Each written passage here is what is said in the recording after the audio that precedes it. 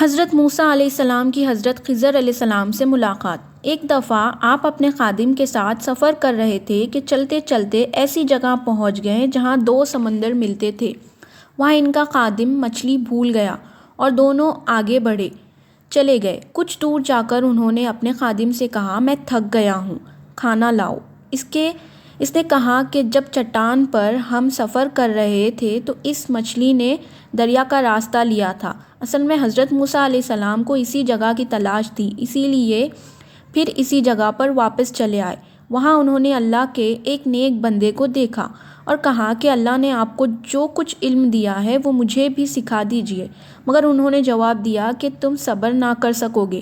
آخر جب انہوں نے زیادہ اصرار کیا تو کہا کہ تم میرے ساتھ رہنا چاہتے ہو تو شرط یہ ہے کہ جب تک میں خود تم سے نہ کہوں مجھ سے کوئی بات نہ کرنی اور نہ ہی پوچھنا۔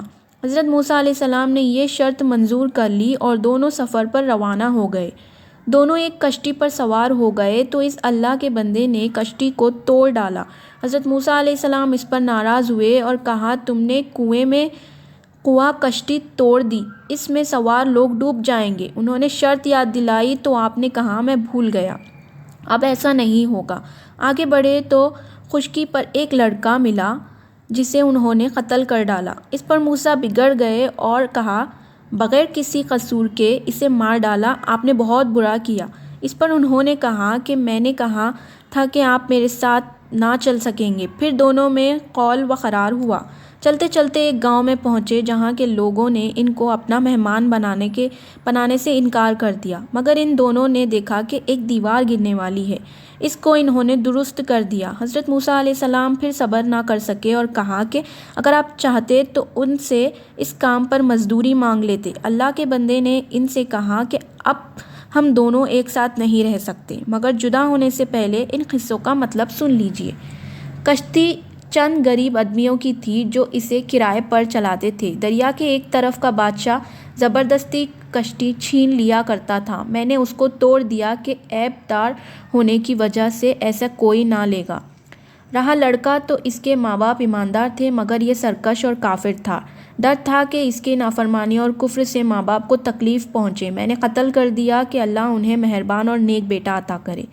دیوار شہر کے 2 یتیم بچے کی تھی جس کے نیچے ان کی دولت دفن تھی۔ ان کا باپ نیک تھا، اگر دیوار گر جاتی تو دوسرے لوگ ان کی دولت پر قبضہ کر لیتے۔ اللہ تعالیٰ کی مرضی یہ تھی کہ دونوں جوان ہو کر اپنا خزانہ نکال سکے۔ یہ جو کچھ ہوا تمہارے رب کی رحمت کا نتیجہ ہے، میں نے اپنی طرف سے کچھ نہیں کیا۔ یہی وہ باتیں تھیں جن پر صبر نہ کر سکے۔ حضرت موسیٰ علیہ السلام اس کے بعد ایک عرصے تک بنو اسرائیل کو ہدایت کرتے رہے، برائیوں سے روکتے رہے، اچھائیوں کی تاکید کرتے رہے اور آخرکار اپنے اللہ پاک سے جا ملے جس نے ان کو بھیجا تھا۔ جو قوم اللہ کی نافرمانی کرتی ہے تو اس کو تھوڑا تھوڑا عذاب دے کر خبردار کر دیا جاتا ہے، وہ اگر پھر بھی نافرمانی کرتی رہتی ہے تو اس کو کچھ عرصے کے لیے بالکل ڈھیل دے دی جاتی ہے تاکہ وہ بالکل غفلت میں پڑ جائے، پھر ایک دم اللہ کا سخت عذاب آ کر اس کو بالکل ختم کر دیتا ہے۔